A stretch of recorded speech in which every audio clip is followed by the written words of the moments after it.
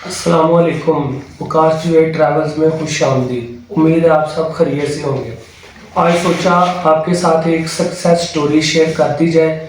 हमारा visa approve हुआ है जापान का, तो साथ इसमें आपको एंट्री रिक्वायरमेंट्स भी बताते हैं, साथ इसकी डॉक्यूमेंटेशन भी क्या बताते हैं। सबसे पहले देखें, आपको वीज़ा दिखाते हैं जो हमारा अप्रूव होके आ गया। ये देखें, ये जी इनका जापान का वीज़ा लगा है, ये इन्होंने हमारे साथ शेयर किया। ठीक है, इसमें बहुत से वीडियोस मैंने देखी हैं, बहुत से एजेंट बता रहे थे कि इसमें आपने जो है वो टैक्स रिटर्न नहीं लगानी। तो भाई इनकी टैक्स रिटर्न भी हमने लगाई थी और दूसरी फाइल भी हमने सारी खुद कंप्लीट करके भेजी थी।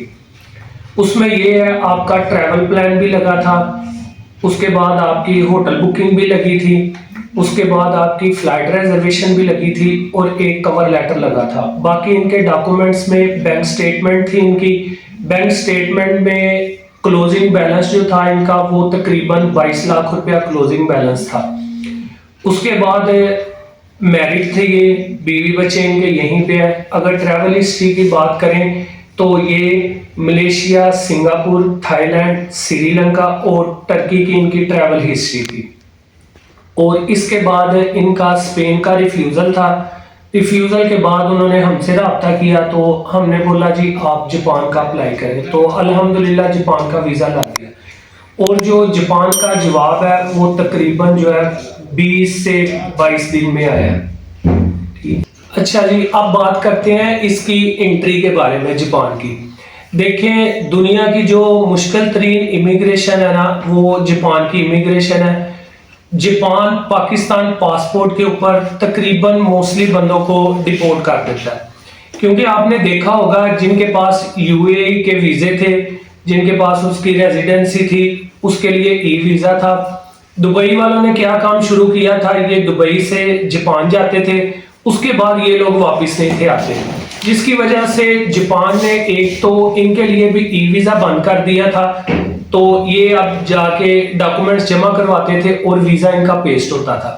इसी तरह जब आप जापान के लिए पाकिस्तान से फाइल जमा करवाते हैं, वीज़ा तो आपका लग जाता है, लेकिन आपको एंट्री बहुत मुश्किल से मिलती है।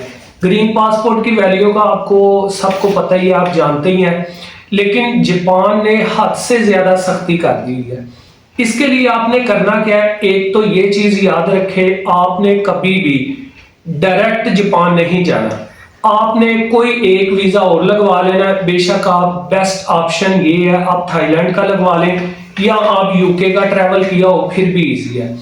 अगर आप थाईलैंड का वीज़ा लगवाते हैं, जाते हुए या आते हुए आपने थाईलैंड का स्टे रख लेना है और थाई एयरवेज की आप टिकट करवा लें, वो आपको पता है वाया थाईलैंड जो है वो टोक्यो जाती है।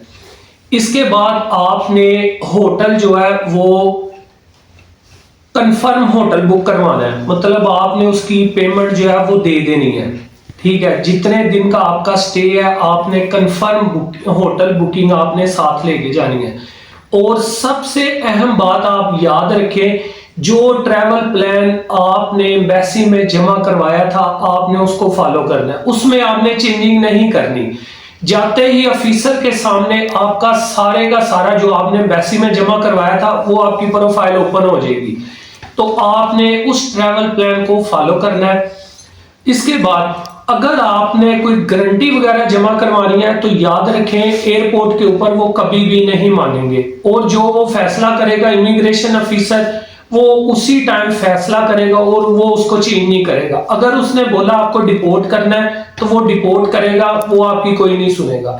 हाँ, वो आपसे पूछेगा कि अगर आप अपील करना चाहते हैं तो आप डेफिनेटली ठीक है कर ले। उसमें अगर आप कहेंगे कि मैंने गारंटी देनी है या कोई बंदा मेरी गारंटी उठाता है, तो याद रखें जापान के कानून के मुताबिक अगर कोई बंदा आपकी गारंटी उठा लेता है तो इमिग्रेशन ऑफिसर आपको रोक नहीं सकता, वो आपको एंट्री की इजाजत देगा, लेकिन वो गारंटी आपकी उधर नहीं मानी जाएगी, ना वो आपको कॉल करने देगा। आपके पास अगर कोई बंदा है आपकी वो गारंटी उठाता है, तो आपने जब अपना केस फाइल करना है तब आपने उसमें लिखना है उसका कॉन्टैक्ट नंबर, उसकी हर एक चीज आपने दे देनी है। और आप ट्रैवल करके वापस आ जाए, क्योंकि आपकी गारंटी उस बंदे ने उठाई हुई है कि उस बंदे के ऊपर कोई ब्लेम ना आए। याद रखें, अगर आप जापान के वीजे के ऊपर ट्रैवल करके वापस आ जाते हैं तो बहुत सारी अच्छी कंट्रीज हैं जो आपको जापान के वीजा के ऊपर वीजा अलॉट कर देती हैं। जैसे एक मिसाल है कि आप जापान का टूर किया हुआ है आपने, आप टाइमली वापस आ गए हैं, आपने कोई उधर इलीगल एक्टिविटीज नहीं की, तो यूएसए वीजा के आपके तकरीबन 99% चांसेस जो है वो बढ़ जाएंगे। जब आप इंटरव्यू के लिए अपीयर होंगे वो आपसे डेफिनेटली आपकी ट्रैवल हिस्ट्री भी पूछेगा, और आपने उसको जब जापान की ट्रैवल हिस्ट्री बतानी है वो पासपोर्ट के ऊपर से भी आपका वीजा देखेगा। और तमाम इमिग्रेशन ऑफिसर्स और एम्बेसीज ये जानती हैं कि जापान की इमिग्रेशन जो है वो दुनिया की मुश्किल तरीन इमिग्रेशन है। वीजा लेने के बाद आपने ये नहीं समझना कि जी मेरा वीजा लग गया है अब मैं जापान चला जाऊंगा, आसान हो गया। बहुत से बंदे ऐसे हैं जो डिपोर्ट हुए हैं, हमने खुद देखे हैं डिपोर्ट हुए, वो उधर तरले करते हैं, मिन्नतें करते हैं, लेकिन इमिग्रेशन ऑफिसर कभी भी उनको एंट्री नहीं देते। ठीक है जी, उम्मीद है आपको मेरी वीडियो पसंद आई होगी। अगर आपको मेरी वीडियो पसंद आई है तो इसको लाइक करें, शेयर करें, और अगर आपका कोई भी किसी किस्म का कोई सवाल है तो कमेंट बॉक्स में आप कमेंट कर सकते हैं, इंशाल्लाह मैं आपको उसका जवाब दूंगा। अस्सलाम वालेकुम।